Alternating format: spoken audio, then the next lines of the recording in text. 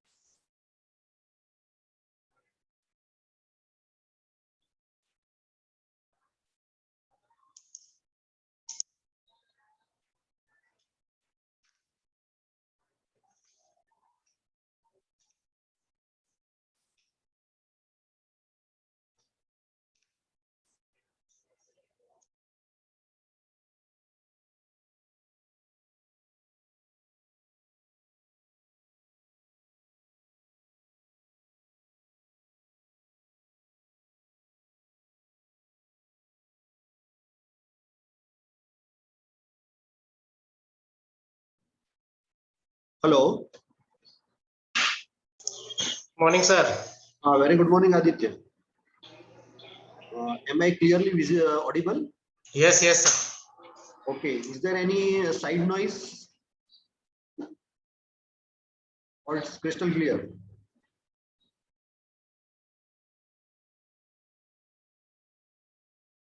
Hello. Yes, sir. Are you getting any side noise or the sound is totally clear, crystal clear?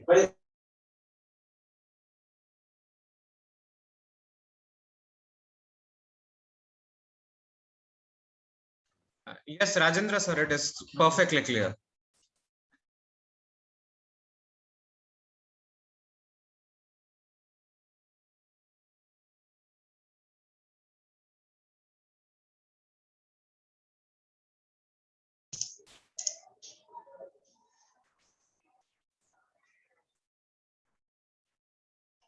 Good morning, Santosh Shah, sir, and R.D. Patel sahib. Very good morning. કેમ છો? Very well.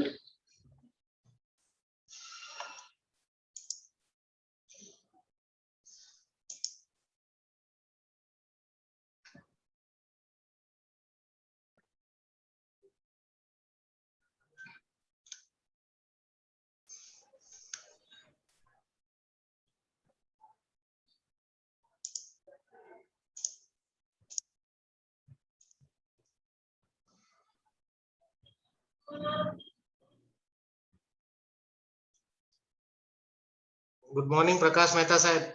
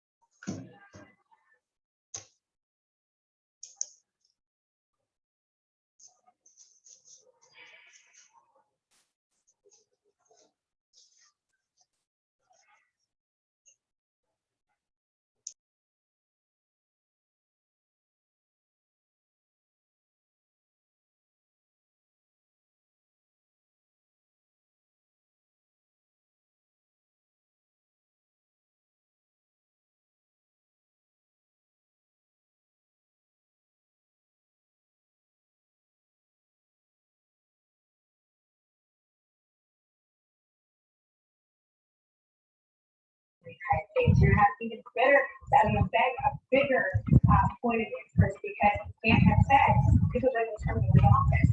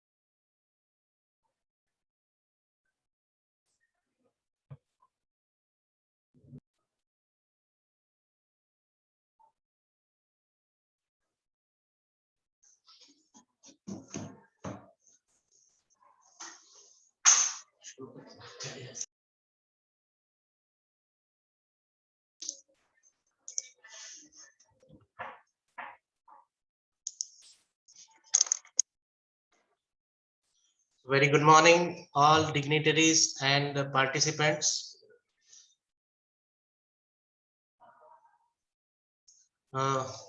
It is our great pleasure to organize this event, and I am very happy to see you all over here. We are here at the inaugural function of the 1 week STTP on application of artificial intelligence, Internet of Things, and nanotechnology in civil engineering, sponsored by Gujarat and supported by IGS Baroda chapter and Marwadi University. Myself, Dr. Siddharth Shah, Professor and Head of the Civil Engineering Department and Coordinator of the STTP, welcome you all. Today we have dignitaries with us, our experts, Dr. Rajendra Patel sir, Dr. Santosh Shah, Dr. Prakash Mehta, and other eminent expert. We have the presence of our Honorable Registrar Sir, Sri Naresh Jadeja ji, our colleague Dr. Tarak Vora, my other all participants and faculty colleagues. I welcome you all again. It is our tradition to start any program with Deep Pragatya and Saraswati Vandana. So may I now request Professor Aditya Chaturvedi to do the needful for the same.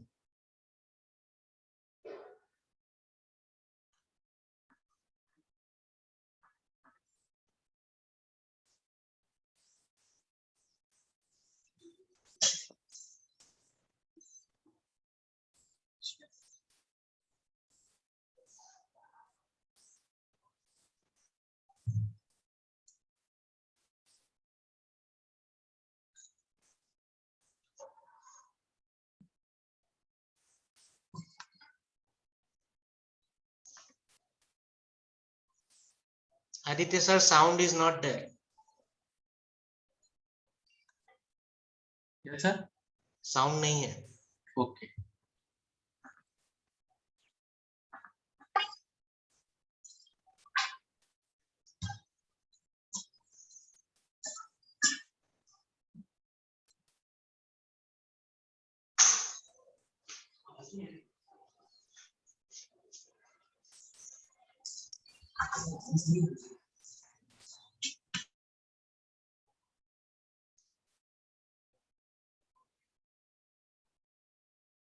Digital platforms sometimes irritates us, and that's why to know better we have arranged this STTP. So sorry for the inconvenience.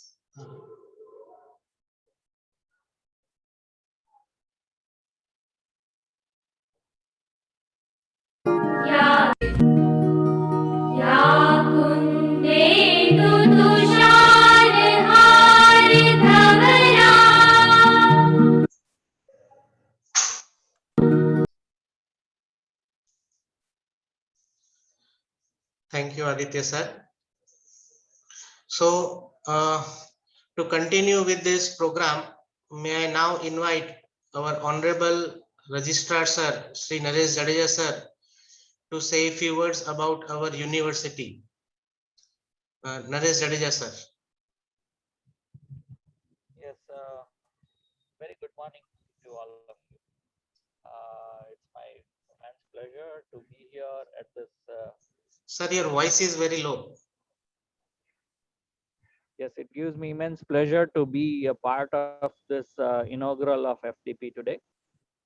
The most important and striking fact about this FDP is that this is being organized year after year, no matter what the situation is. And that's why the consistency of a department in organizing and providing quality education year after year proves that there is no doubt about the success as well as the outcome of this faculty development program. So I'm very happy to be a part of it, and must congratulate entire department to believe in consistency, believe in progression one step at a time, because that's what it matters the most. So the topic itself is very important, and it can be, we can say that it will be a topic of a time to come. So congratulations to the department, all the faculty members who have decided to be a part of it. While some higher semester uh, students are about to get into their exam mode and all that, this will be a perfect time to spare some time with the colleagues. The only thing that will be missing for sure is meeting each other, networking, and learning from each other over a cup of tea. But I think this will be the last year that we are sure that from year to next year, we'll be getting into the normal, complete normal mode. So on behalf of Marwadi University, I welcome all participants, experts, and thank you for being a part of it. And congratulate department uh, led by all the head of the department and also coordinated well by Dr. Siddharth Shah. We wish you a very happy learning and a very fruitful time in this next 5 days. Thank you very much and congratulations. Thank you. Thank you very much, sir, for your motivating words. And because of our very positive seniors and supportive staff and management, this is possible to conduct STTP every year, and we are motivated to do consistent work. Thank you very much, sir. Now, may I invite my fellow colleague, Dr. Tarak Vora, to introduce our civil engineering department and say a few words about the consultancy and testing work. Dr. Tarak Vora. Yes, thank you, Dr. Siddhartha. I would like to welcome all the experts, Sri Prakash Mehta ji, Dr. Rajendra Patel, Dr. Santosh Shah, and our Honorable Registrar, Sri Naresh Jadeja sir. So here, this is the consecutive STTP that is being conducted by the Department of Civil Engineering for the 4th time. This time the topic which is chosen is AI, IoT and nanotechnology application in civil engineering. So that is what is the need of today. And align with this FDP, I would like to share the department highlights. At present, The department is having around 320 students in civil engineering. Department runs 3 PG programs: structural engineering, transportation engineering, and geotechnical engineering. As well as department runs UG courses in Marwadi University as well as GTU courses. Department is having 3 registered PhD supervisor, and under which 24 PhD scholars, they are doing their research work. And the laboratories of the department, they are well equipped, and even they are NABL accredited. And through these laboratories, we are providing testing and consultancy.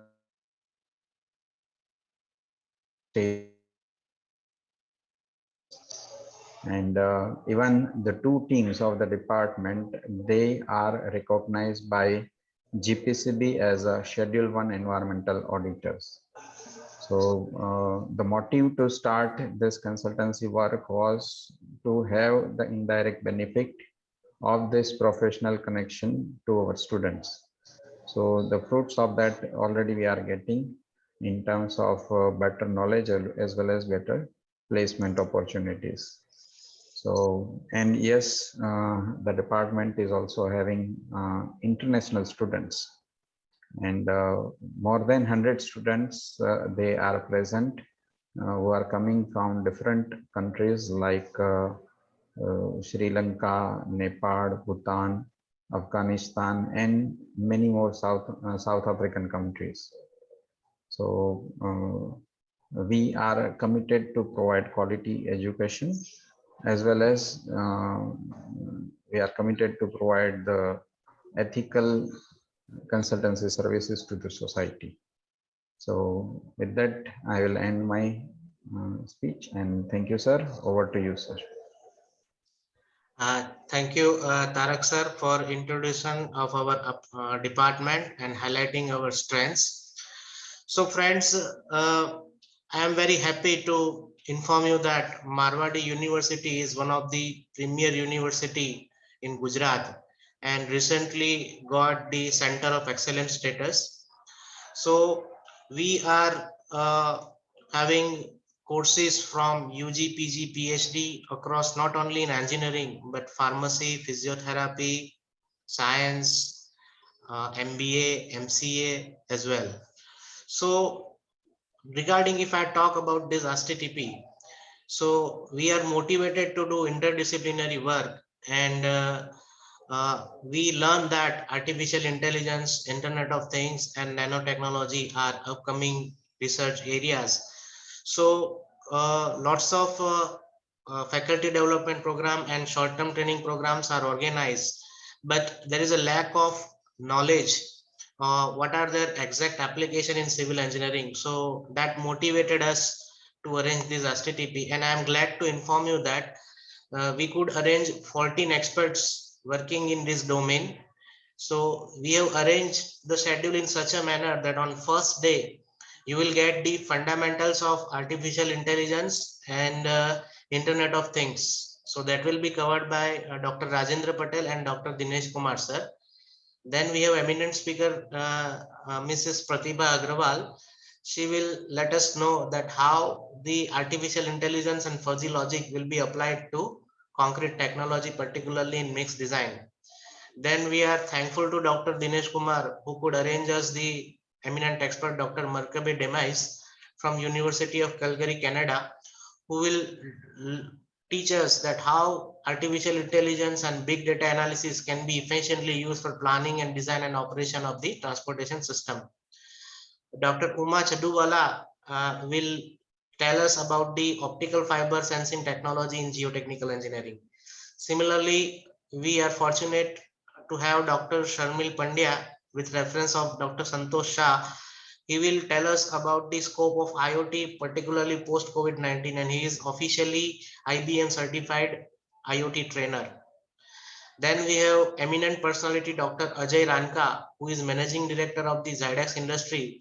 He will tell us about the sustainability and new nanotechnology application in soil stabilization. And with flexibility and water resistance. Then my colleague Dr. Ankur Bogaita will tell you the ANN application in civil engineering.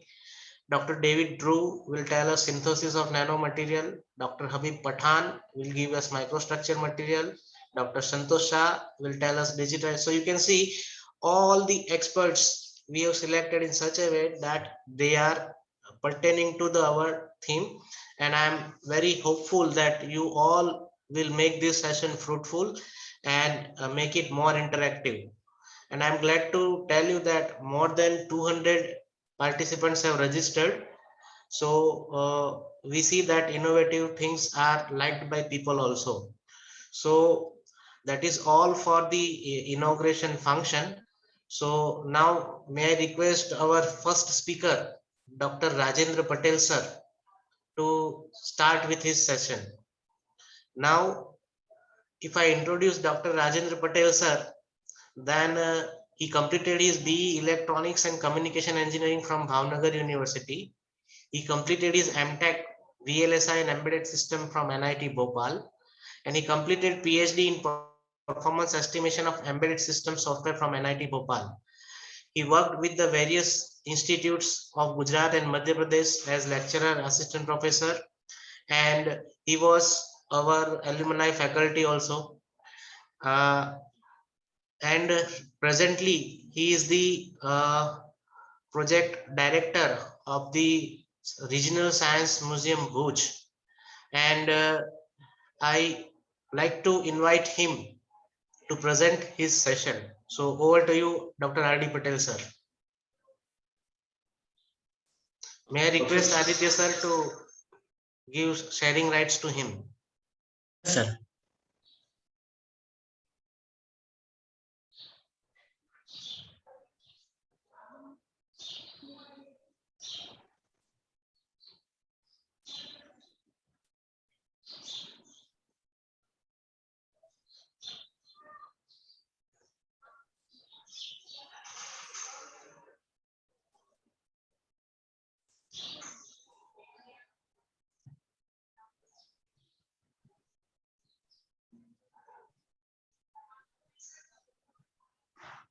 Just sharing my screen.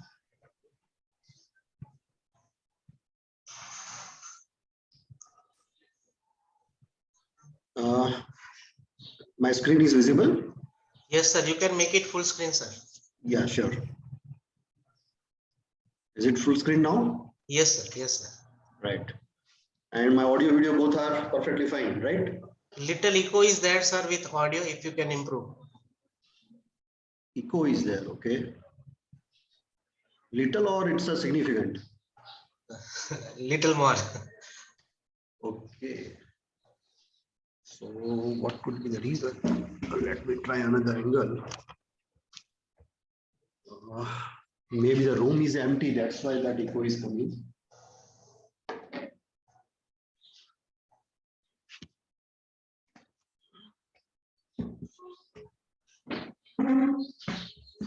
Is there any change in the echo now? Little bit, sir, but previous was better as far as your face was concerned. You may use Okay. headphones, sir, if it is convenient to you. Okay. Okay. Let me see.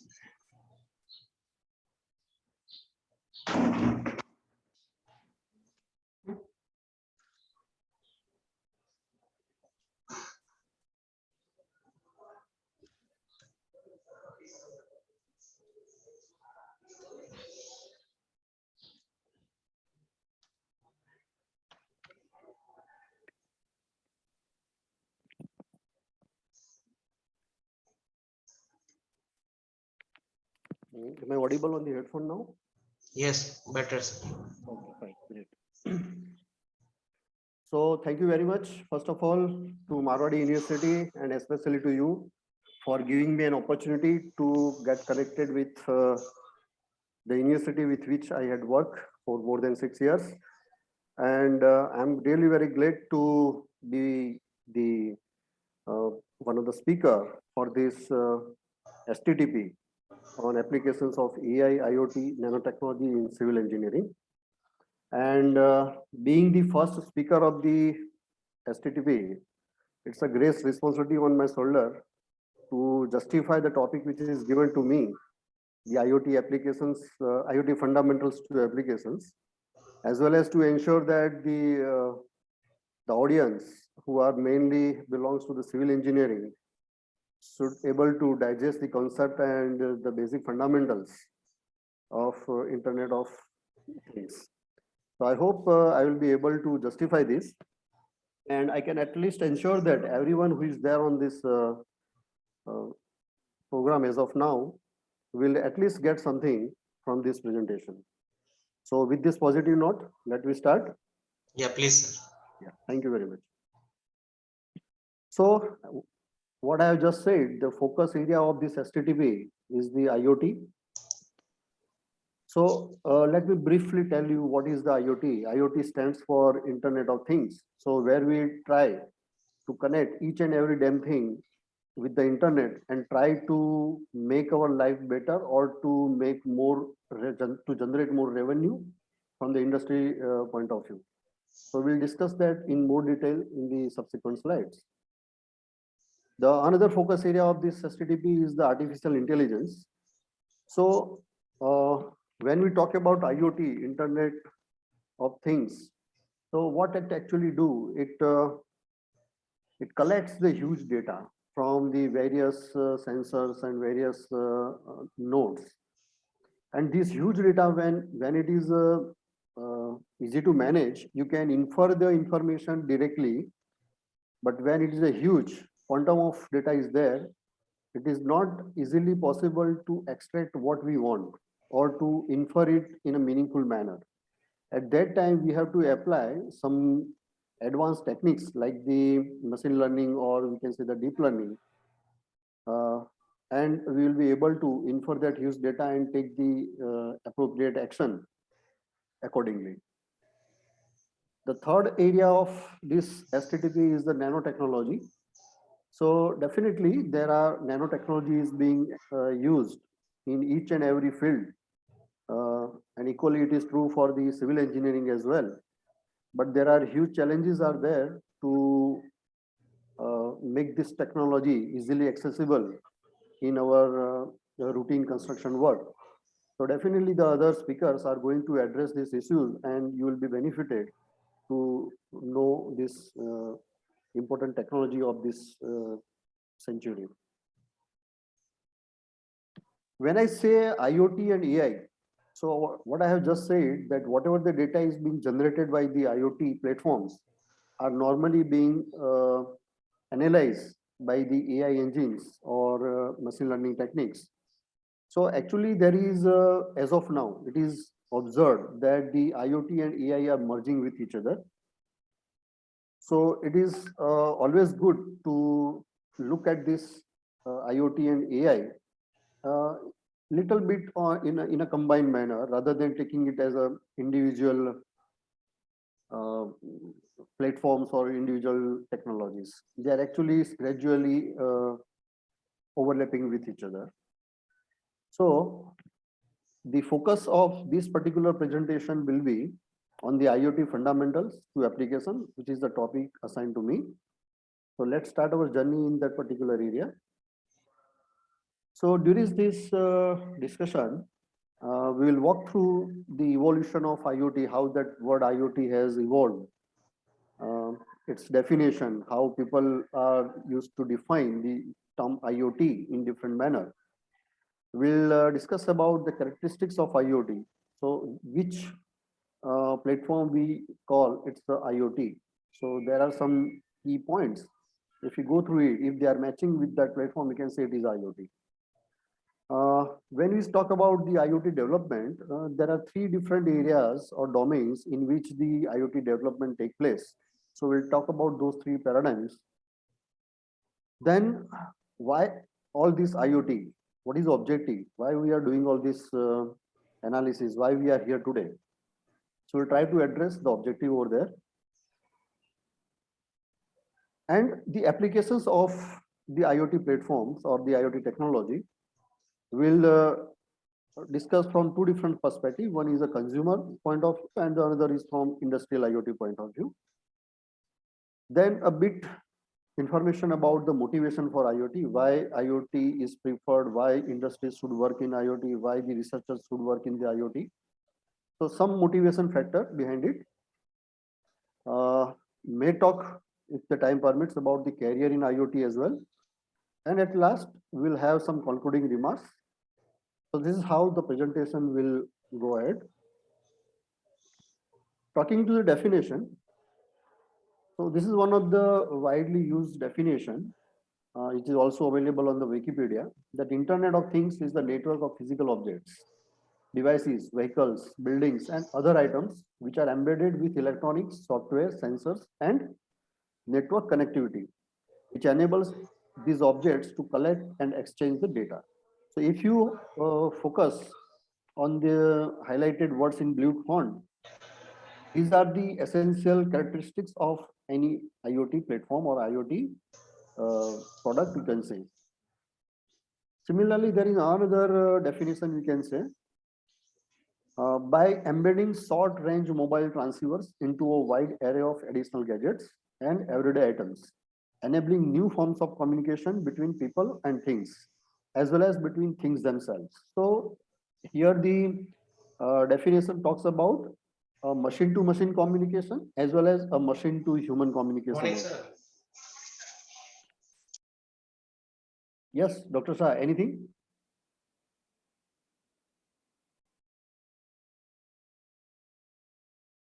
Okay, so let's talk about the evolution of IoT. So how IoT has evolved. So there are actually many names which gradually evolved. So initially it was more famous as a ubiquitous computing in 1980s around. Later on, a new word has came in late 90s that is called ambient intelligence. So the intelligence surrounding you. And in end of the 20th century, in 1999, the word Internet of Things first time came into the picture. Further, it was further modified as pervasive computing, but still people keep on using the Internet of Things as more famous and widely used term for this platform or the technology. Later on, further it is evolved as a everywhere, but these terms could not get that fame the Internet of Things has received.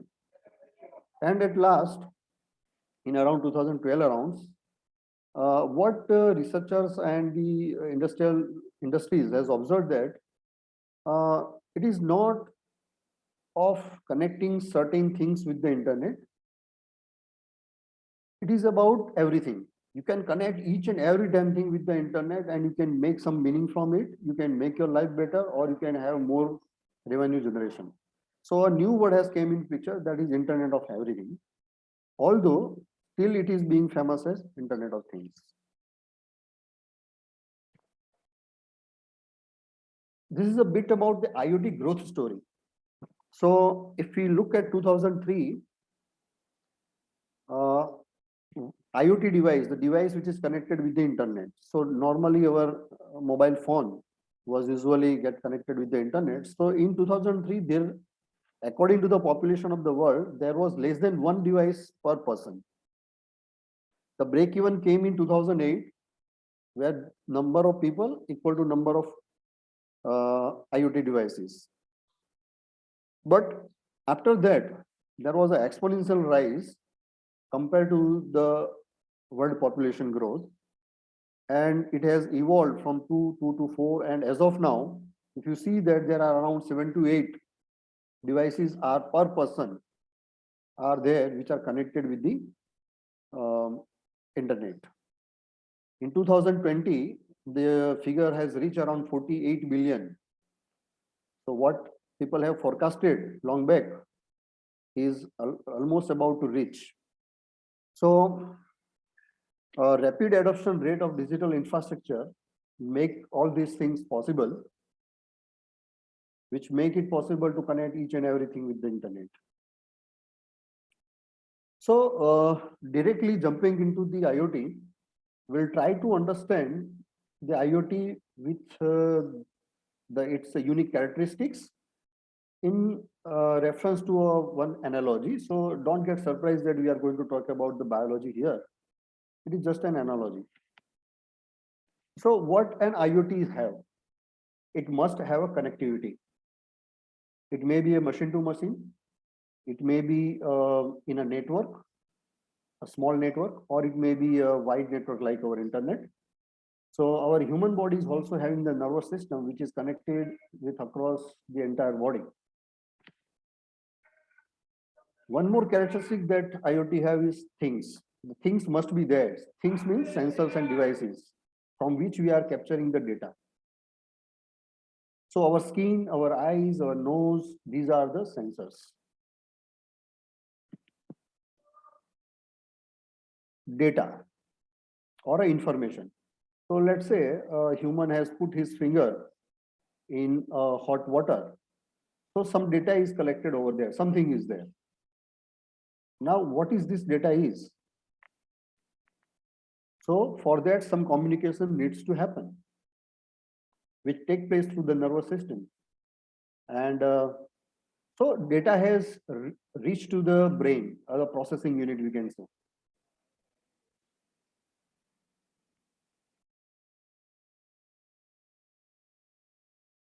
So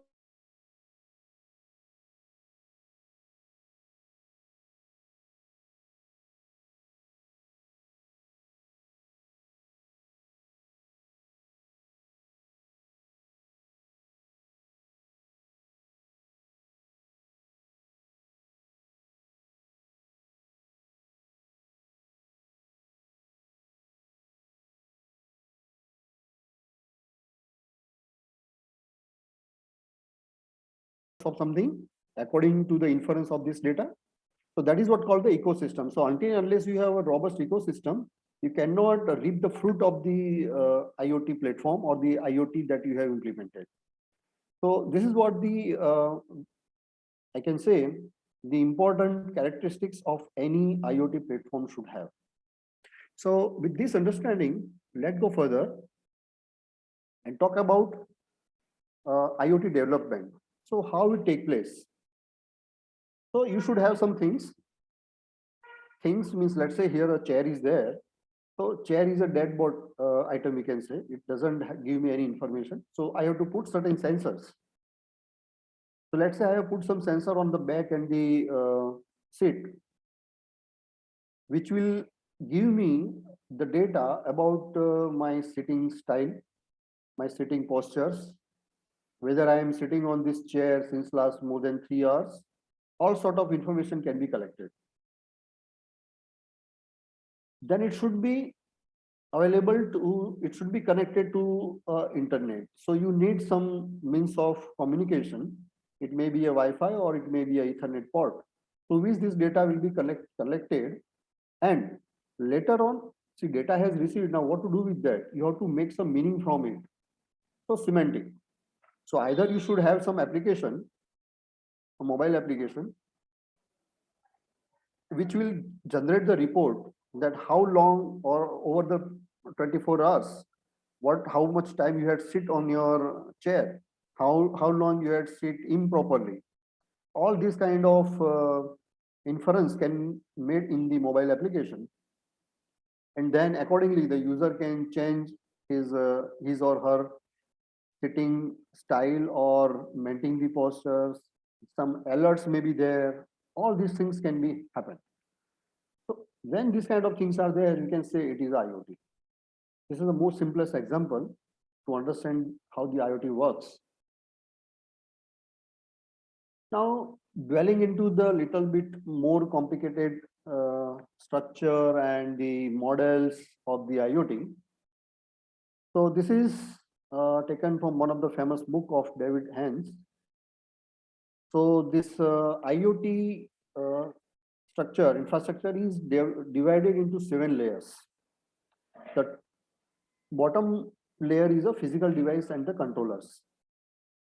So it may be devices, it may be some sensors. So it may possible the sensor is embedded into the device itself. So you won't be able to see the sensor directly, but normally sensors are always there, either outside or inside the device. It may be some machine. huge machine may be there. These are called the intelligent edge nodes. Now, edge is a very famous term which is used in reference to IoT. Sometimes people used to call it edge computing, which is the third layer. So why it is called the edge? So let's say if you have a sphere, so the most outer part is called the edge. So the sensors or devices are located at the most outer part of the entire model, and that's why they are referred as the edge devices. Sorry. Next to that, the next higher level is a connectivity. So you may be having some network switches or routers which will collect this data and take it further into the IoT infrastructure. So once this data is collected, some computing take place, which is called edge computing. So what happens in this edge computing? One minute. Huh?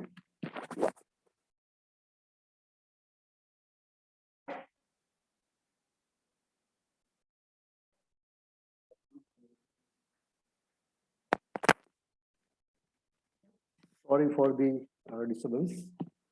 Yeah. So edge computing means the computing which take place very close to the sensor nodes. Because whenever you pick up some data, every sensor node, let's say it's a camera, CCTV camera, or it may be some sensor, temperature sensor or something. All these sensors nodes will give the data in different formats. Or we can say it's a raw data. So before taking that data higher hierarchy, all this data has to be converted into a standard format. Or sometimes what happens, the device has given you 10 parameters, but you are interested only in 2.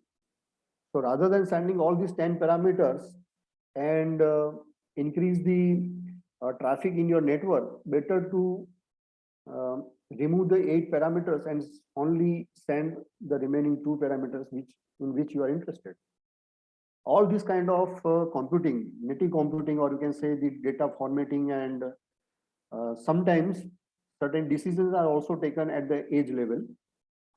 For example, let's say you have put up some sensors in your building to detect earthquake vibrations, and you need to alert the people inside the building to vacate the place.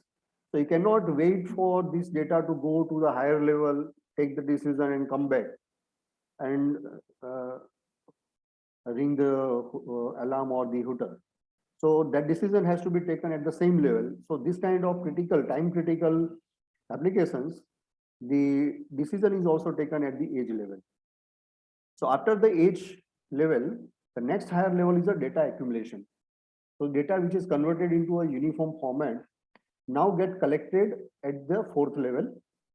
So some sort of data structures, which is a concept of, we can say, the computer engineering, will come in picture over there.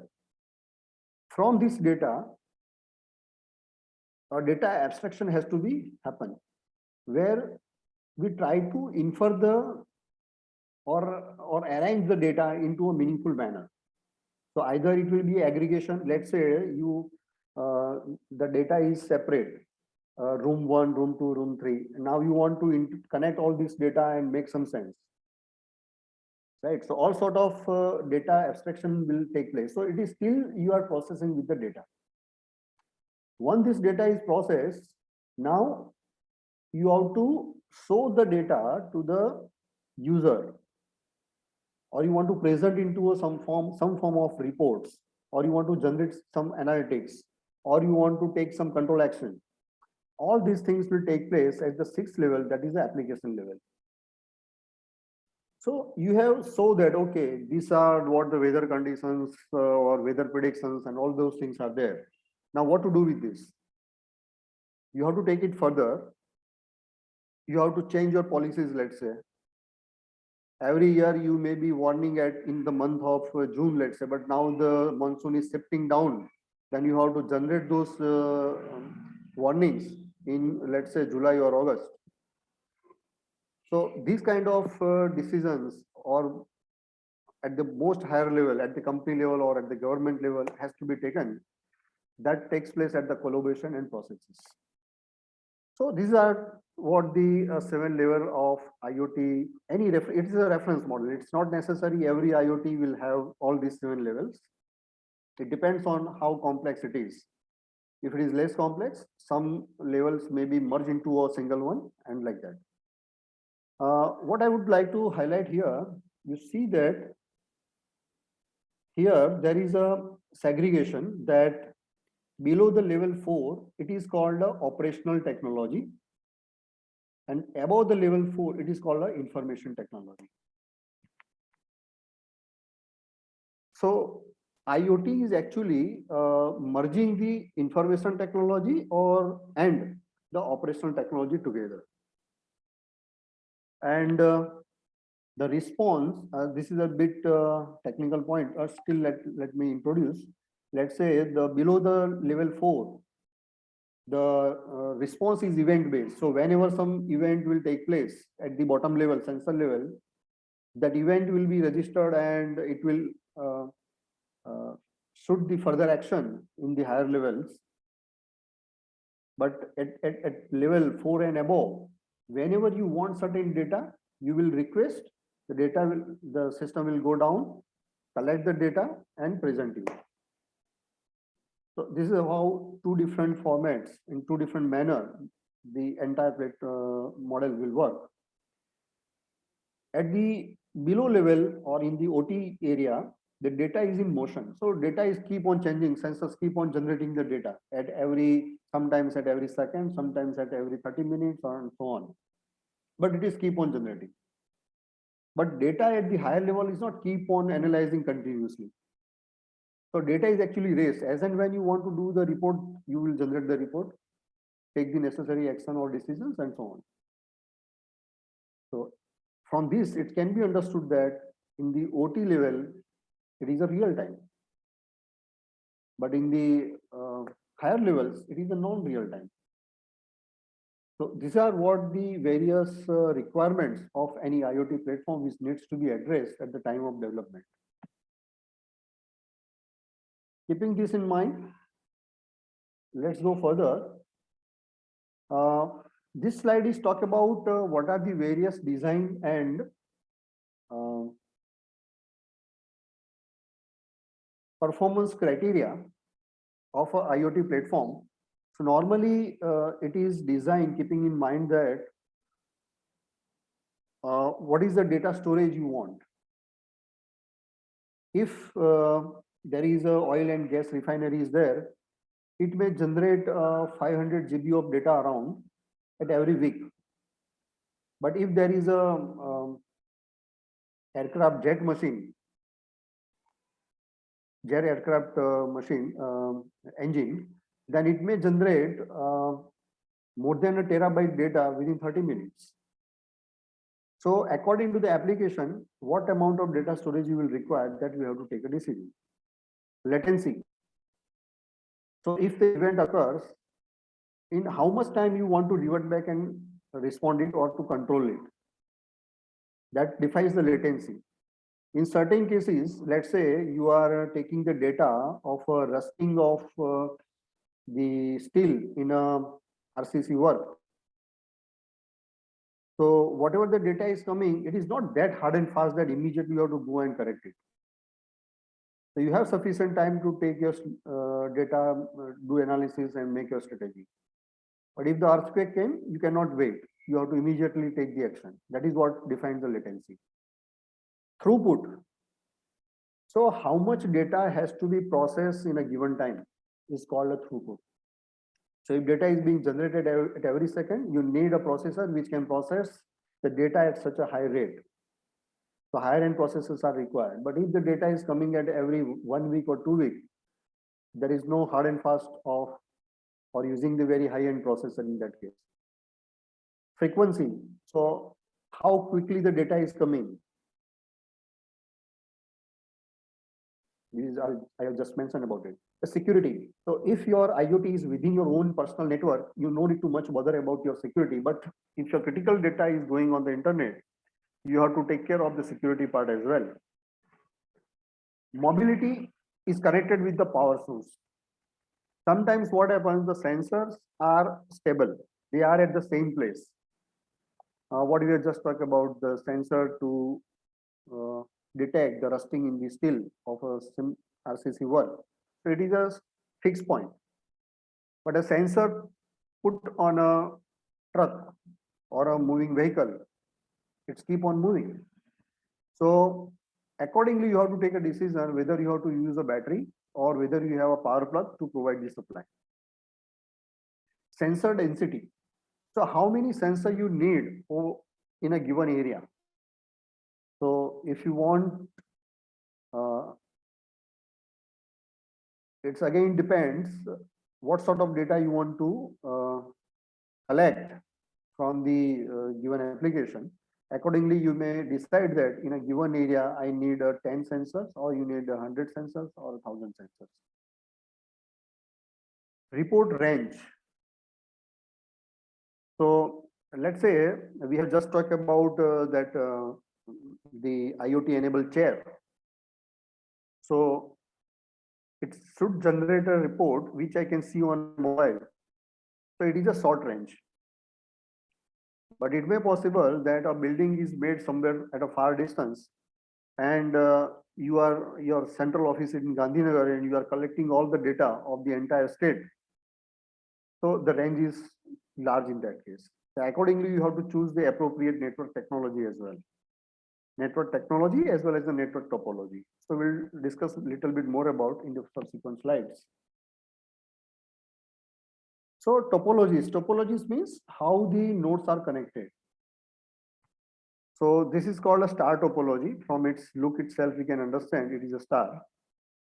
So there are 5 nodes of light blue color and one is a dark blue color, which indicates a full function node or a full function device, and the second one is a reduced function device. So it may possible there are 5 devices which are simply collecting the data and handing it over to the full function device, which will do the processing and then make a packet and send it further to the higher hierarchy, or it will, if it is a time critical, then immediately it will given a control signal as well. So this is what a star topology. Second one is called a clustered stars. So the stars which are connected with the another star. So what you can do, you can have this kind of network, and then you can have a single router or switch which will get connected with your internet. So it represents a little bit larger network, you can say. And most robust, we can say, and which is suitable for the large application is a mesh topology, in which every full function device is connected with at least 2 another full function device. So in a network, if any one is get failed, then it is not like that your network will get crashed. You will find the alternative way to reach to the next level or to reach the another node. Let's say someone wants to communicate from A to D. Now, and usually it is communicating through node C. But if node C get failed due to some reason, a power failure is there, that doesn't mean that A cannot connect with D. A can connect through B or some other ways as well. That is what called a topology. So I had just talked about the edge computing. Similarly, there is another word, cloud computing. So edge computing is introduced by the electronics people who are involved in developing the sensor nodes, collecting the data and processing those data and making the control signals, control decisions and all that. Cloud computing is the word coined by the IT professionals who were working at the higher level of IoT hierarchy. So out of these two, so what happens if you are not doing the edge computing, then the computing will take place at the cloud. So it has to travel through all these different layers and some computing will take place and then it will come back. So sometimes it was not necessary actually. It was unnecessarily increasing the traffic, network traffic. So another word has coined that is called a fog computing, which is nothing but an intermediate stage of computing above the edge and below the cloud. So let's talk about that. So you see that at the bottom layer, there is a smart devices are there. Millions of devices are there, such which are called embedded systems and sensors, which are very low power. So the example I have just given that rust sensor. So obviously, whenever the building is made, the rusting is not going to happen in next 5 years or 10 years. It is a problem of 15, 20 years and later. That means whatever the sensor you have put inside should able to work for that much years. So it should be extremely low power and should able to provide the service for so long, right? Just above to that, there is a fog layer. So edge computing will take place at the smart objects level itself. If it is not taken place here, it can go to the fog layer.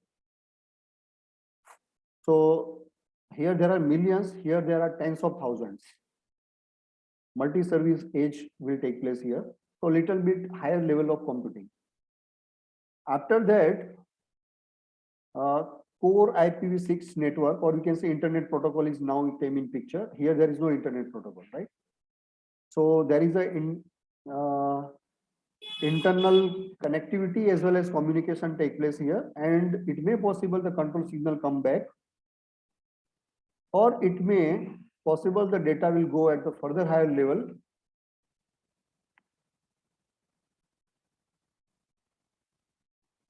And the computation may take place at the data center or the cloud levels, which are normally in the terms of hundreds, we can say. So this is how the entire IoT structure is arranged such that the computation takes place at different levels as per the requirement. So since long we are talking about sensors and actuators. So again, it's an analogy that in a human system, we are having the hand means touch. We have eyes, ears, nose, tongue, which are all nothing but our sensors. Whatever the information is, data is collected, is reached to the brain and processed. And according to the decision, some actuation will take place. Either you take your hand from the hot coffee or water, or you take your leg back if there is some danger. So these kind of actuations. So similarly, in our IoT domain as well, we have sensors. We have some CPU, which is processing the data, and we have some actuator like the motor or some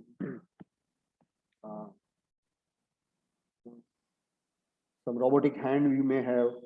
These kind of actuators will be there. For example,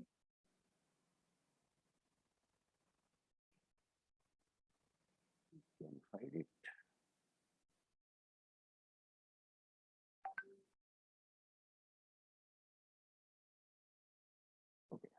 So here you can see it is an example of a smart mobile handset where the it is, I have tried to represent that how many sensors are there in a one device as of now.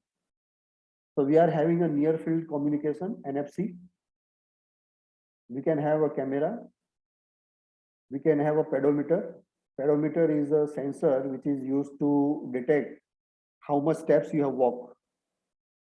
GPS, global positioning system. We have a light sensor. So automatically the intensity of the screen will modulate as per the ambient light. We have a touch screen, which is also one kind of input device. We have thermometer.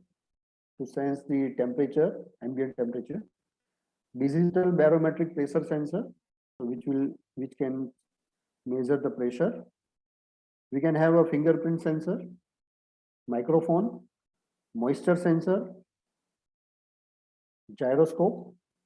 So whatever the games we are playing in the mobile handset, will make use of gyroscope. We have a humidity sensor, accelerometer. So in the advanced mobile handsets like Apple and all that, if your mobile is it slipped from your hand, so it goes down at a rapid acceleration, and the accelerometer will detect your handset is falling. So what it will do, it will immediately switch off the supply to the major part of the system. So such that what happens when it falls, your data will get preserved, your processor probably get less damage. All these sort of things can be taken care. Similarly, you can have a magnetometer which can detect the magnetic field surrounding you. So the compass application make use of this sensor. And we have a proximity sensor. So whenever we took our mobile handset close to our ear to listen, the screen is automatically get off. That is what a proximity sensor is working over there. So it just gives you the feeling of what sort of different sensors are there and how they contribute to make a meaningful, intelligent, smart device.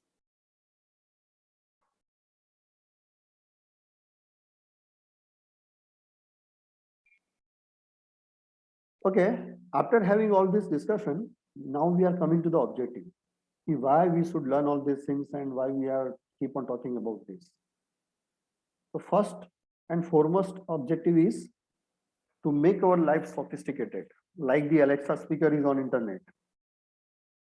So we no need to go and operate it. We no need to go and Google and select what we want and then play it and all that. Everything can be taken care by the embedded intelligence inside. So that is one, to make your life better. That is the one objective. Second objective is to make more business.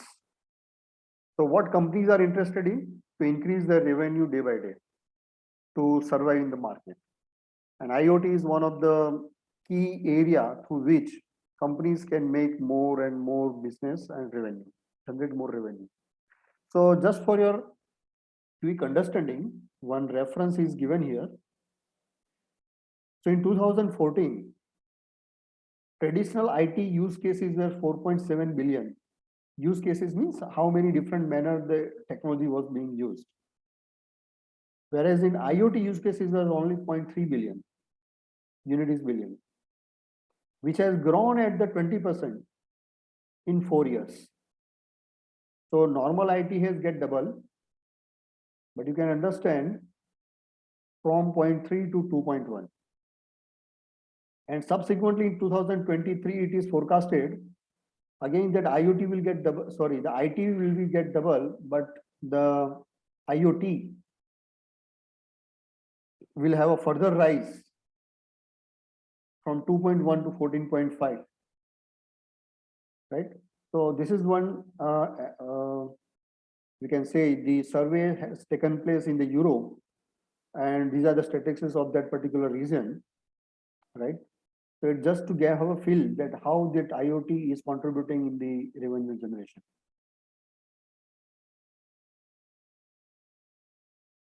Okay, now coming further to the application domains.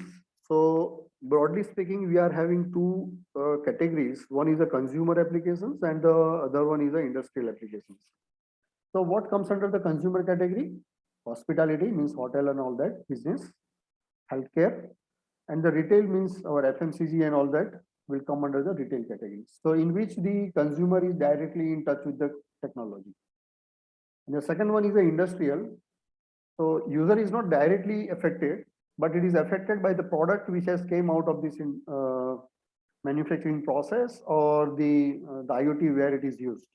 So manufacturing, mining, oil and gas, agriculture, animal husbandry, and various utilities like a water distribution system or a sewage planning and all that.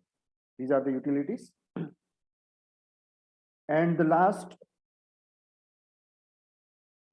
building automation, and we can say the smart cities. So these are the something which the audience of this STTP must be interested, because it is directly having the connection with the civil engineering. So you must learn that how your civil engineering is getting affected or influenced by IoT in the making these cities smart and making your building automized.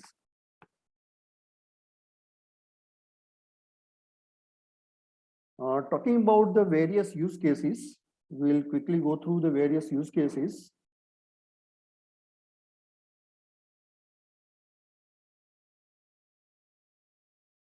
Google Glass is one of the very famous application which consumers are directly using to have the augmented reality.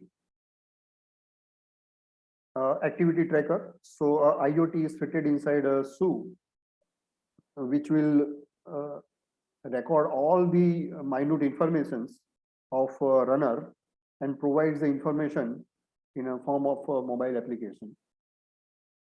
This is the voice command to intelligent smart speaker we have just talked about. This is a smart fridge. You no need to bother about whether the particular item is emptied or the stock is available or not, because at the weekend this fridge is able to put an order on Amazon or some other online platform.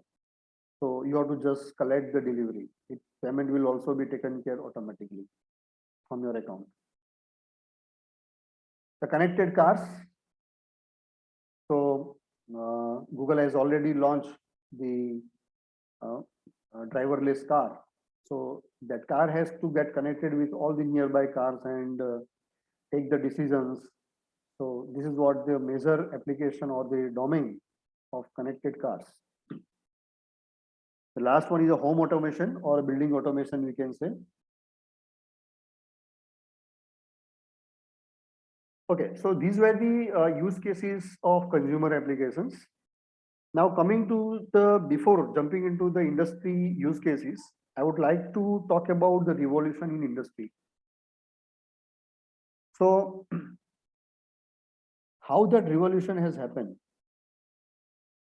So if we talk about the first revolution, which was in when America get liberated from the Britishers, that was considered as the first industry revolution 1.0, where major machines, the dependency was on the mechanical machines at that time. Roughly after 85 years, some sort of automation came in picture and some electrical systems were introduced in the manufacturing and all that, which was considered as the industry revolution 2.0. Exactly after another 100 years, the more automation, use of computers and electronics came in picture, means we can say the robotics. That is the industry 3.0 in around 1970. So these three revolutions came at the gap of nearly 80 to 100 years. But now look at here, the industry 4.0, in which we are living right now, in which what happens, all these robots or these systems will now get connected through the Wi-Fi nodes. So there are less wire connections. So you get the more free space.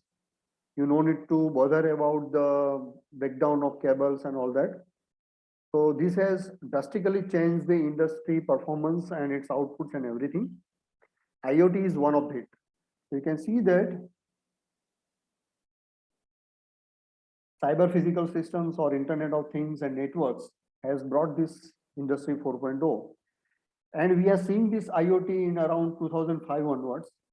So you see that in just 35-40 years, the next revolution has arrived from 3.0 to 4.0. So it has shrunk the time between the two subsequent industrial revolutions.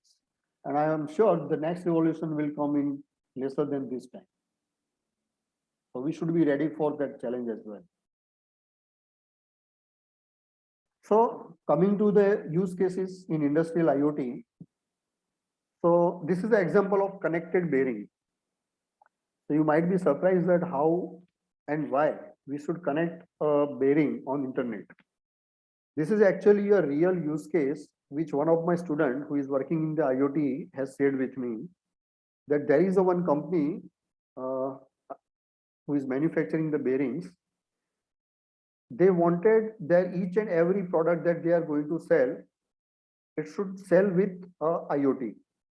So what happens? They want to collect the data when this bearing get failed, why it got failed, what was the situation at that time when it got failed. Because when a bearing is get damaged, the production will get hold.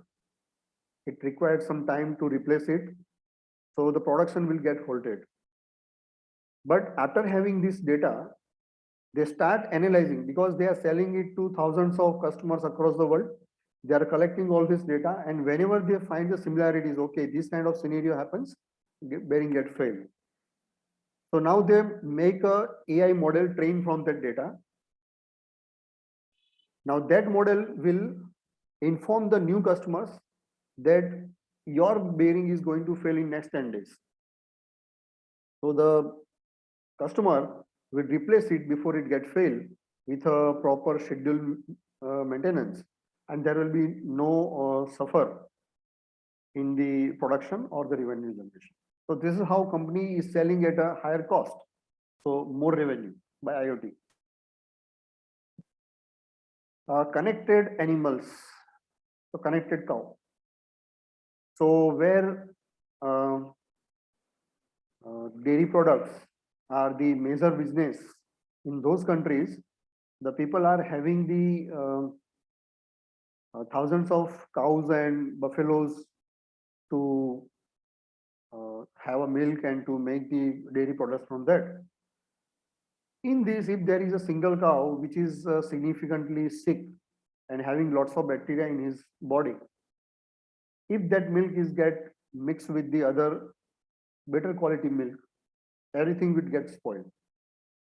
But if you have this kind of cow which are connected with some sensors, and you are able to monitor whether the movement of your cow or the animal is cattle is regular, or whether your cow is continuously keep on sitting, it's not able to stand up and walk, that means it is having some problem. Whether it has reduced its the food consumption, then also you can predict that it is having some problem, and you can give that alert to the owner, who can manage for some doctor, veterinary doctor, and get it treated. The treatment can be given to the cow, and this is how you can maintain your animal, as well as you can avoid your products get spoiled by this kind of scenarios.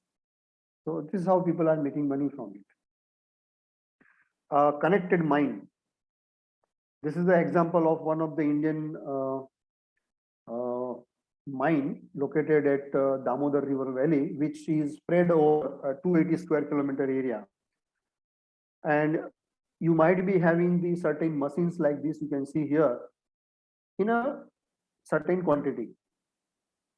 So you should be having a centralized data, which machinery is located where, how much fuel consumables are available. So accordingly, you can plan for the uninterrupted supply and all that. So this is how the mining industry is also using the IoT. And this is one of the wonderful application of the a creature, or you can say the insect, to make some meaningful, to implement a meaningful IoT platform. So when I was there in university at Marwadi, I had applied for one of the project to Gujkos itself, which was meant for snack robotics for earthquake situations. Means the purpose was to make a snack robot which can go inside after the earthquake and detect the position of the live bodies, and accordingly the rescue operations can be carried out. And later on I had take my application back, and university is doing that project as of now. This connected cockroach is also having the same application. We know that these cockroaches are nocturnal, means they move around in night when there is no light. In earthquake situation also, inside there is no light. So we can put these kind of creatures inside, they can find the ways. And normally they go to the another insects or the another food, wherever it is. So they can detect the human bodies also inside, and we can connect this kind of IoT node on their body, and we can have a live stream of the internal situation at the outside. This is one of the wonderful application of the to expedite the rescue operations in the earthquake situation. So it is having very close resemblance to what the project I have just talked about. So after having such broad understanding of various use cases, now let me talk a little bit more about the various application domains which are more closer to a civil engineering, we can say. So the first one is air quality or pollution monitoring. So definitely how I'm saying that it is relevant with the civil engineering, that means you have to make the provision of the sensors, the necessary infrastructure at the time of making the city itself. So whatever we are talking about smart cities, which are developing from the scratch, the architects and civil engineers' role is there to make in such a manner that they are IoT compatible. So this is what one area in which you can think about. Acoustic and noise level monitoring. So day by day noise pollution is increasing, which is significantly affecting the human stability and the performance and everything. So the time is coming that people will check how noise proof your building is. Right? So again, you need some sensors which will collect that how much noise from outside is coming inside the building, and accordingly the further actions can be taken. Waste management. So whenever the containers get filled, some sensing should be there, and accordingly the manpower will come and remove or replace that waste tank. So, and as well as to maintain the vehicles which are involved in the waste management, IoT can have a significant role. To manage the traffic congestion. So especially by studying the traffic patterns of existing cities, you can plan you can do the town planning of the upcoming cities,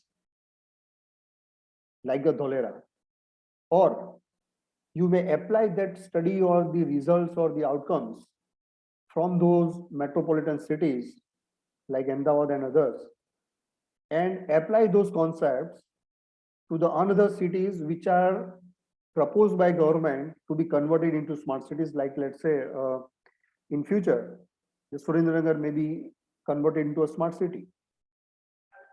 So at that time you can propose, okay, it should modify it like this. Structural health, this is the most common and essential focus area, because when bridge get collapsed, human lives are lost, as well as the transportation is get disturbed, and lots many other problems are arise from this kind of when such bridges or some other monuments, important monuments of state or national priorities, it get falls. fallen, then it's very important to monitor priorly and take the appropriate action before this kind of um, tragedies or the happens. Next to that, there is a people management. So as we see, I have seen in Ahmedabad many times that at morning time, let's say 9 to 11, there are no much people who are crossing the roads. Then you can keep your timings, which is allotted to the pedestrians, maybe lesser. But when the peak hours take place, more people are crossing the roads, you can increase the time. As well as where the people are moving from one place to another, what is the patterns, which are the malls which are frequently visited, for what type of products. This kind of data is going to help to do the people management in future. Next set of applications, lighting, electricity management.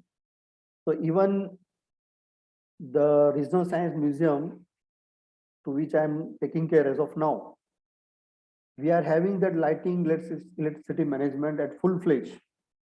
Every light can be controlled from a centralized central server. Even according to the video which is being played, the light intensity can also change accordingly. Even we can customize that the video is having the dark background, then we can have some light over there. If the video is having a light background, we can dim off the lights.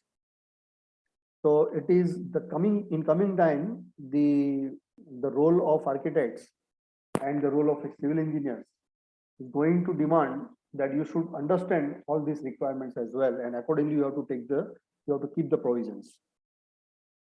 Water resource management, obviously it is easy to understand that in which part of the country there is a scarcity of water and where there is abundant amount of water is available. Accordingly, the water resources can be managed, and already it is being used by government to monitor the water levels of all the dams across Gujarat. It's a well matured, but still lots of improvements are still possible. Smart parking is another major area of or a key area of any city which is going to evolve as a smart city. The parks and green areas, it is especially applicable where there are huge large size gardens are there. Even in Gandhinagar also we are having lots of gardens which are huge in size and being monitored by this kind of IoT platforms. Mobility management, so how the people are moving from one place to another, what is the mobility pattern and all that. So that, and at last but not least, very important, which is most relevant to the current pandemic situation, social distance control. So it is not a far distance that a civil engineer will get a request that build we can say that theater, or let's say build a bus station or aerodrome in which the social distancing is maintained automatically. So all these amenities will be already having the sufficient IoTs, which will help you to maintain the social distancing and all that. So these are one of the key areas where the civil engineers can apply their brain and try to connect this IoT technology with the civil engineering domains. Motivation for IoT, no doubt, it is a monetary motivation. I just want to highlight here that as per statistics of 2018, out of the total revenue of the company, how much they are investing into the IoT to make the company IoT enabled. So it is just less than 1%. And we can see that IoT is going to give a huge revenue. So definitely companies are motivated to increase this contribution day by day. So huge scope is available for this platform to mature in coming time. So next 30-40 years, still this IoT is going to be utilized. Another motivation why industries are interested in the IoT business, you see that 32% says that whatever they invest is payback in 1 to 2 years. So the break even is less than 2 years. So it is a wonderful, we can say, in any business, if you invest and if you get your money back within 2 years, obviously it is going to attract everyone. So as per this report, more than 60 achieve the payback in within 3 years. So this is one of the reasons why people are motivated to work in the IoT domains.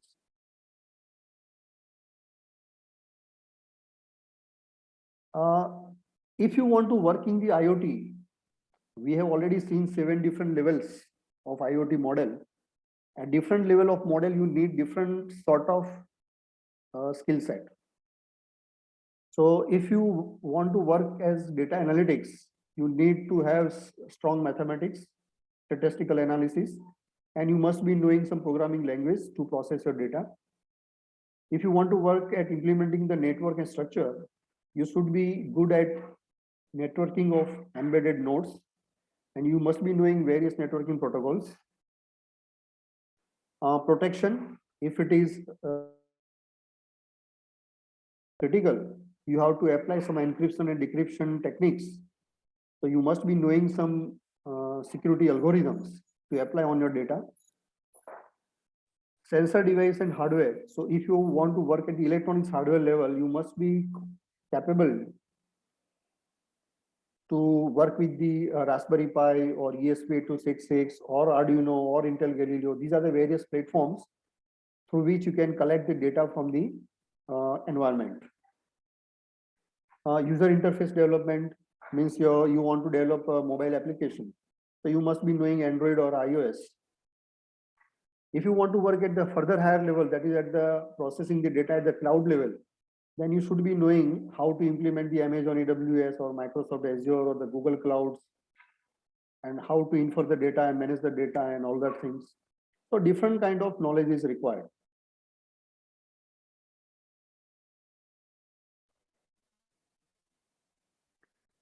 So yeah, here I want to comment a bit here. Being the civil engineers, do you feel that you will be able to learn all these 6 different skill set and implement the IoT in your civil engineering application? I will say definitely, of course not. Any electronics or computer IT guy can come in civil and who is already knowing all these things, can analyze the civil engineering bridge or some structural on the deformation in the roads and all that, and what is the reason, civil engineering point of view, what are the reasons behind that. Of course, those people cannot map over there also. So the solution, so what is the solution? So okay, so we'll discuss about those solutions a bit later in the next slide. Before that, here I would like to give you some area in which you can start your IoT exploration.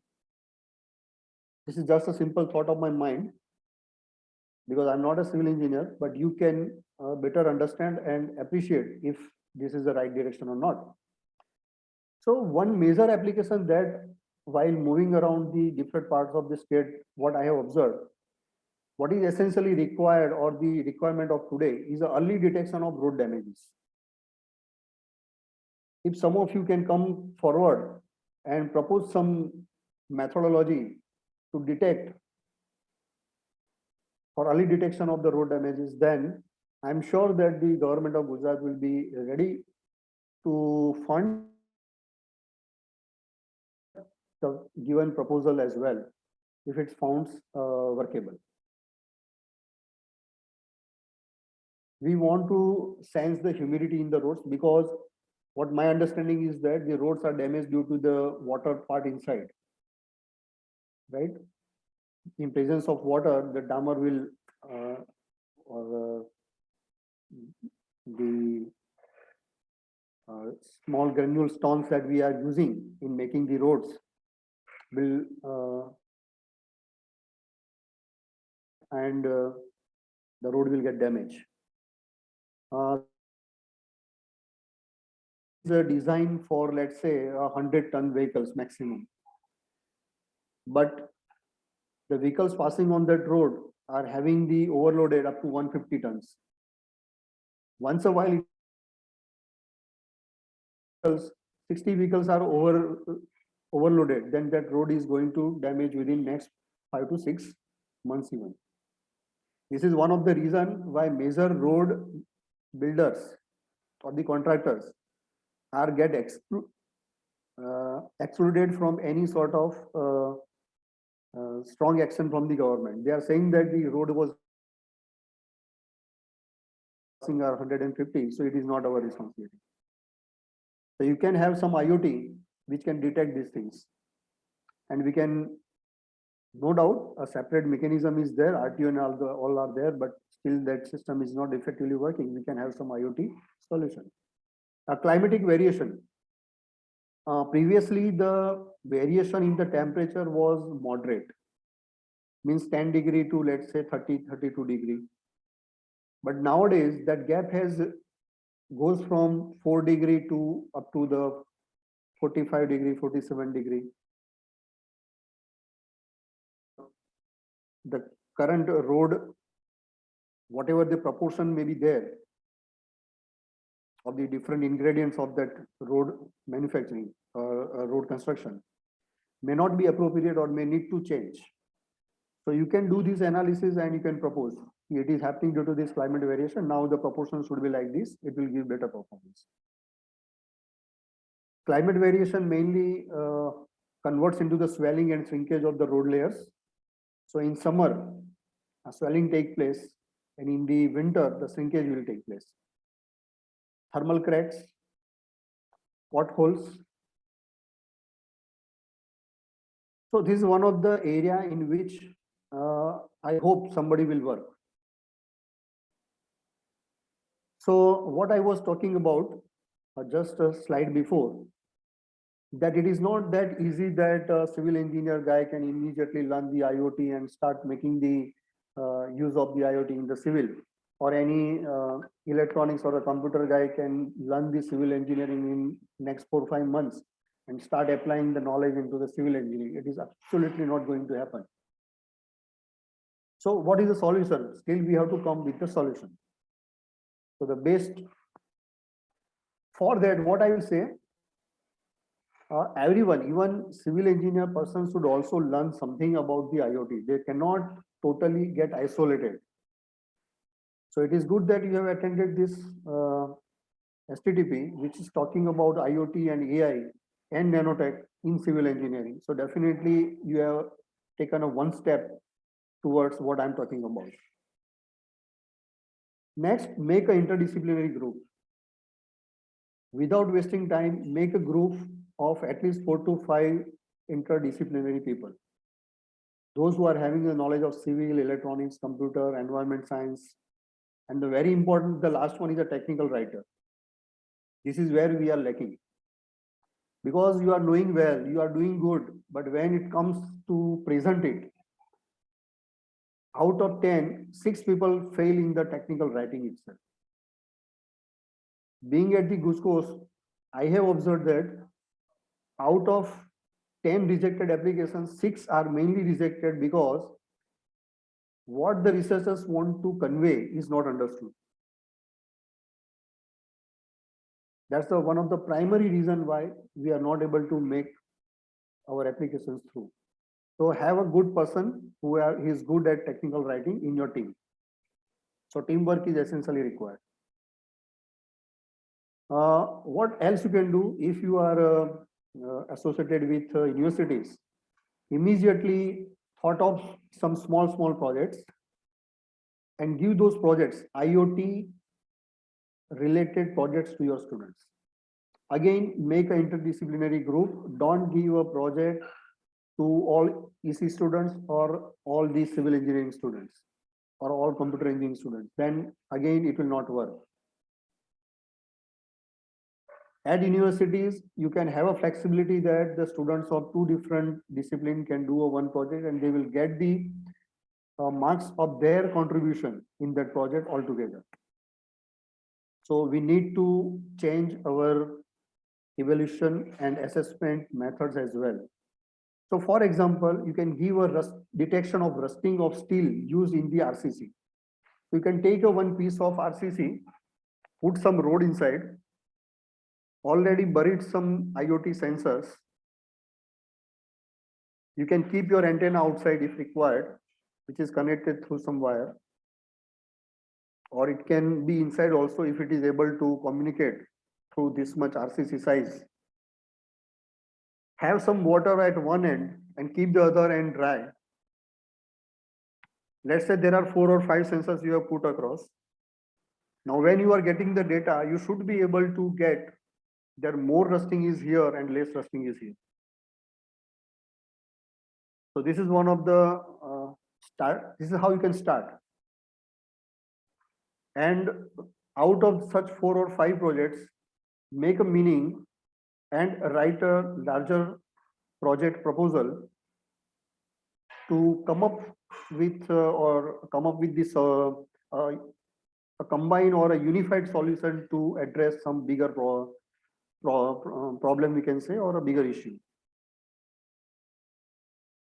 So the last stage is write project proposals to funding agencies. Here I would like to say that as of now, in current scenario I'm talking about, normally what people used to complain that we do not have fund, and this is very costlier affair from where to manage the money. Money is not an issue. State government and national governments are having the lots of funding schemes which we are not aware about at all. Let me tell you, from Guj Coast, for a one project, you can take 1 crore rupees. We are having 2 different funding schemes. One is for R&D. So the problem that we have just discussed in the previous slide about the monitoring of the road damages, early detection. So you may first of all develop some concept. Okay, this is how we are going to detect the moisture in the road. This is how we are going to detect the climate variations.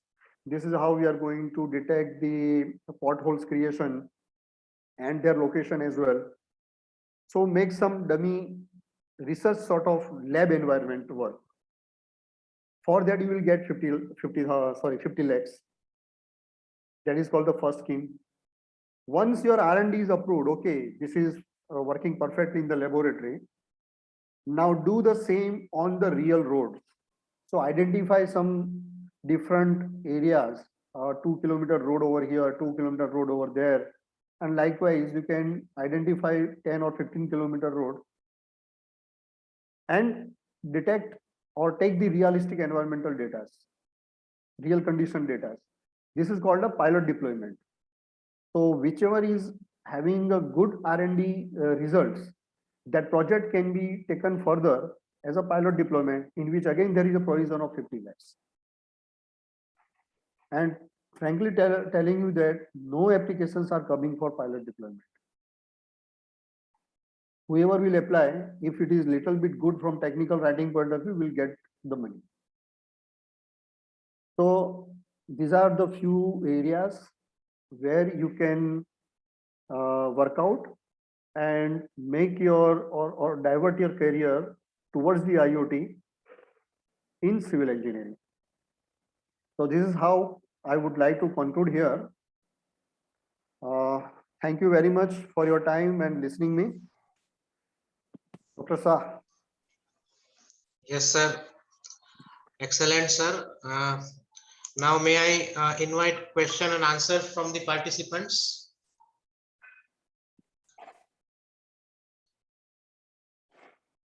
Aditya sir, you can write the question and answer. I think one of attendee has raised the hand.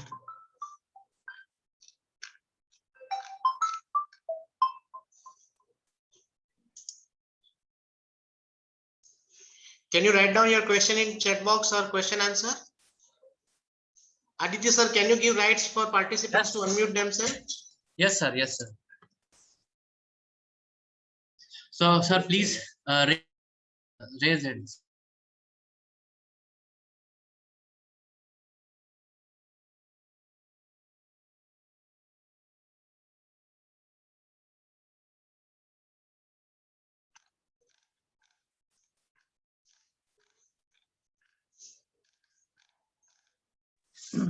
Hello, sir. Okay.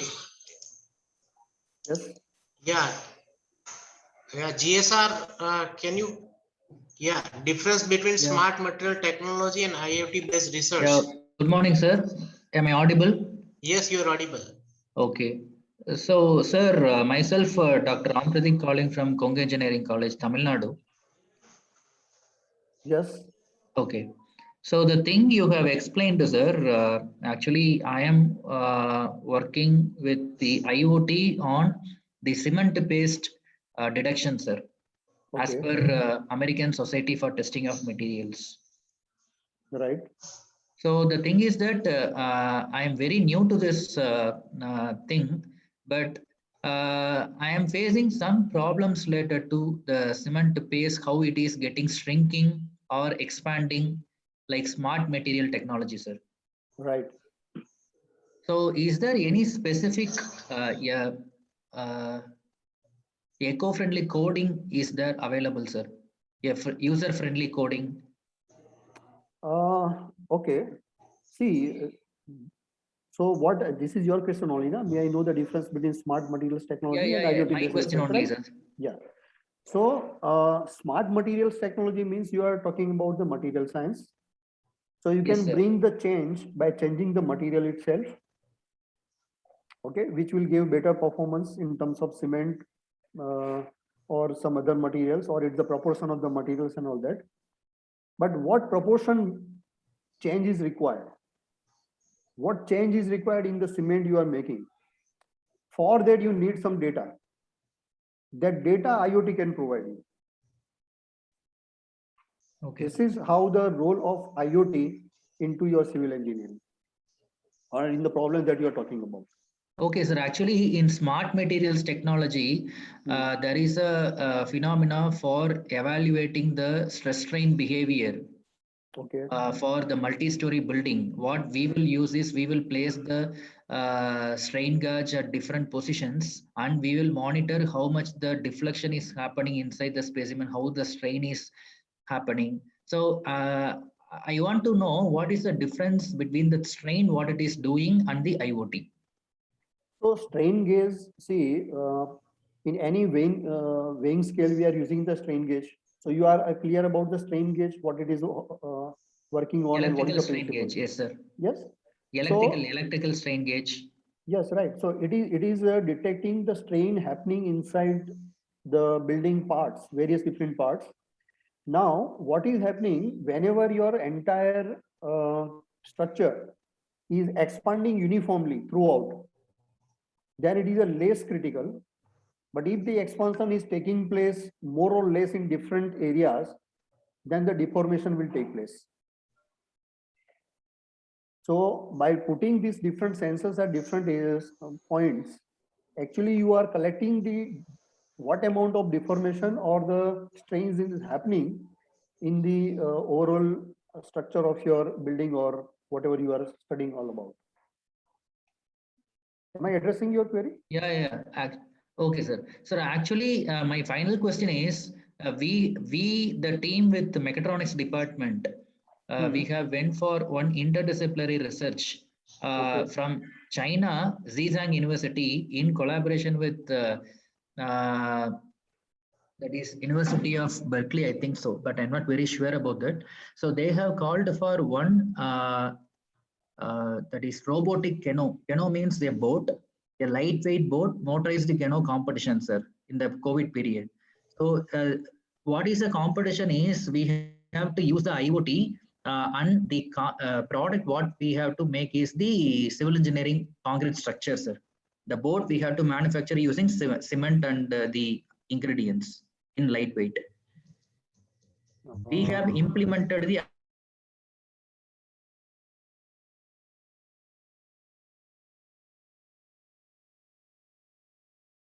sir.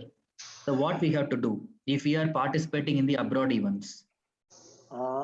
Is that IoT node is buried inside the RCC or some building inside the inner part Sir, of the we building? have not buried, sir. We have not buried. It is outside. Yes, sir, outside. Then there should not be any problem. Then you have to take, you have to go through the communication protocols and all that you have used.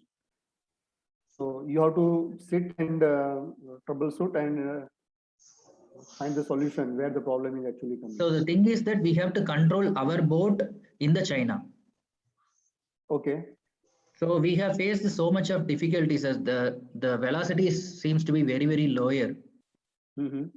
So there is some problem associated with the IoT technology when we have made a race with the concrete boat. So see, velocity is less. There could be two reasons. One is whatever the actuators you have used, the motors that you have used, let's say. Okay. So what RPM is that you have to look into. If it is not able to run at that speed at all, then whatever the signal you keep on giving, it will run at its maximum speed, which is lesser than what you require. So either you have to change your actuator. What other else may be there? If its RPM is good enough to run at that speed with this much load or a torque, the control signals which are coming from the network, from the server side, if the network is slow, then also it will take more time to respond. So you have to figure out where the problem is, whether at the hardware side or it is at the network communication side. Okay, sir. Thank you so much, sir. Thank you. Okay. Participants, any other questions?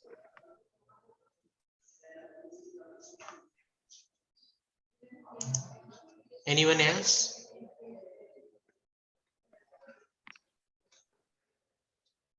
I think straight away you can unmute yourself if you have any doubt.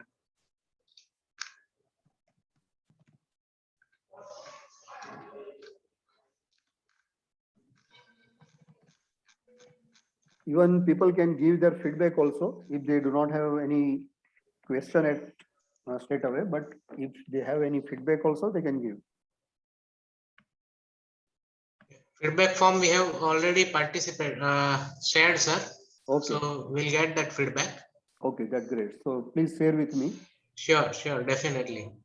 But let me tell you my feedback, sir. It was amazing. Despite you are from the background of electronics and communication, I think you have invested a lot of energy to learn some concepts of civil engineering and nicely arrange this presentation. And the way you presented the animation, the protocols of Internet of Things, that how human body analogy you correlated with the IoT sensors, that was amazing, sir. So really, sir, we thank you from our bottom of our heart. Aditya, sir. Yeah. Yes, sir. Yes, sir. Yes, sir. We have one more question from Danish Ali. Any books for self-study for civil engineering or IoT? See, there are many books actually, and during this presentation, I had mentioned the book that I had used to discuss all these different concepts, and that book is you have to understand the overall concept, how it is working, the things are working, right? For that book is perfect.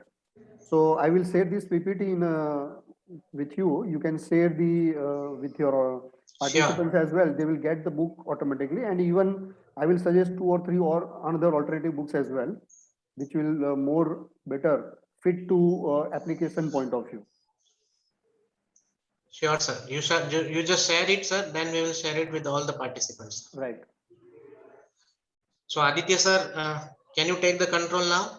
Dr. Shah, before I hand over the control to you, I would like to discuss a bit about the project that I am associated as of now. Please, with your sir. permission. Please, sir. Okay. So my screen is still shared now. Yeah, it is shared. Aditya sir, hold it. Okay. This is So, visible. Yeah. okay, fine. So right now I'm working as a project director for Regional Science Museum Bhuj, which is being developed by GUJCOS, Gujarat Council on Science and Technology, which is the one of the sister concern of Department of Science and Technology, Government of Gujarat. So this is one of the dream projects that the DST and the Government of Gujarat is executing. So previously, what was happening for any academic tourism, there was only one option, that was the Science City Ahmedabad. So the DST has thought of why don't have such academic tourism spot in each region.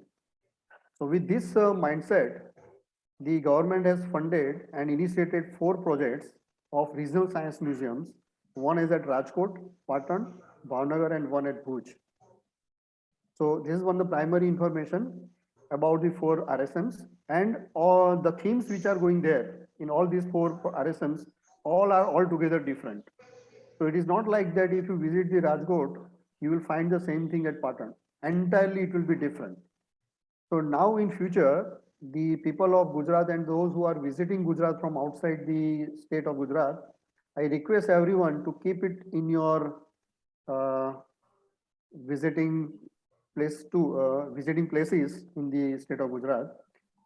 Let me tell you a little bit more about the various galleries that we do have at RSM Bhuj. So the first picture is about the Marine Navigation Gallery, because the Bhuj and Kutch is having a coastal area and it is having the history of marine navigation since couple of years. So keeping that thing in mind, this gallery is being developed. Beside that, there is a energy science gallery. The first row, second column. So the various kind of energy plants and various kind of energies like sound energy or kinetic energy and so many others as well.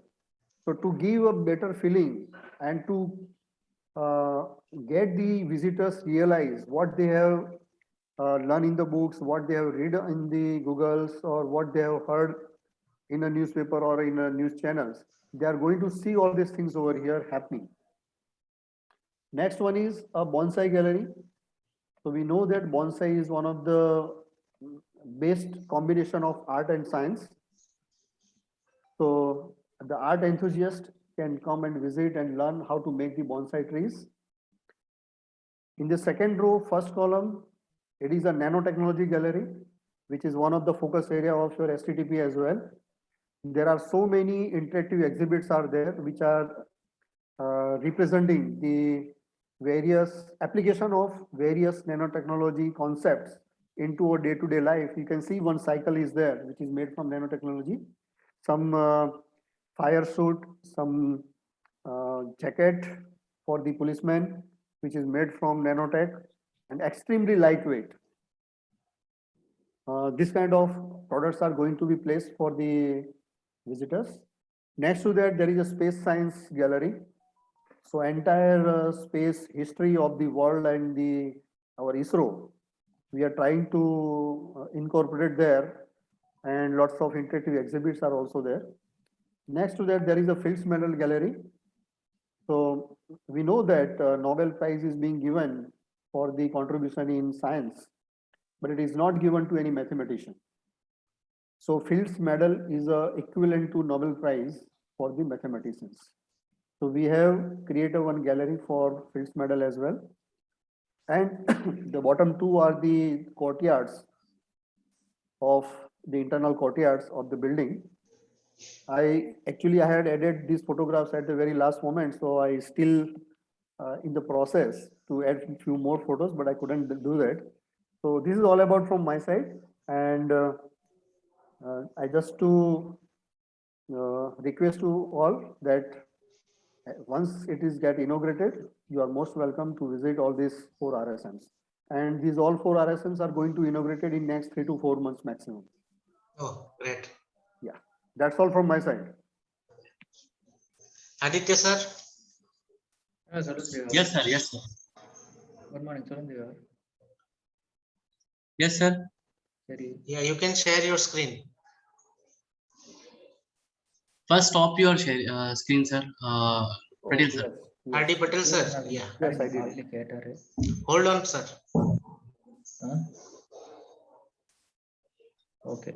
சரிங்க சரி So, RD Patel, sir, once again, thank you very much for sparing your valuable time, energy, and expertise.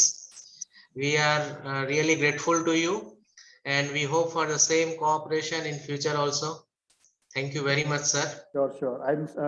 I'm sure that I have not bored your participants. No.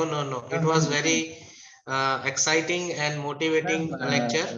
Sir அனுப்பிச்சு விட்டுருந்தாருங்க ma'am RB sir Yes. அந்த போட்டுக்கு அதான் நான் பண்ணலாமாங்க sir அப்படின்னு சொல்லி கேட்டேன். சாரே சொன்னாரு உங்களுக்கு ஒரு காப்பி அனுப்பிச்சு விட்டுருக்கதா சொன்னாருங்க. Can you please? Sorry, sir, we are not getting you. I am Pradeep, sir. Are you talking? GS Ram Pradeep, sir. Ma'am ஒரே நிமிஷம். Yes sir. Yeah, did you have any questions, sir? No sir. Okay. So, participants, we take a 15-minute break, and I think we will be sharp here at 11:30 with the next speaker, Dr. Dinesh Kumar, right? So, thank you all for joining this session. Thank you, RD Patel, sir, once again. So, we'll meet you, sir. Thank you very much, and have a nice learning ahead to all the participants. Thank you all. We'll meet at 11:30 a.m. at sharp, right? Thank you. Sir, link are same for next session. Link will remain same, okay? So we just take 15-minute bio break and we'll be here at 11:30.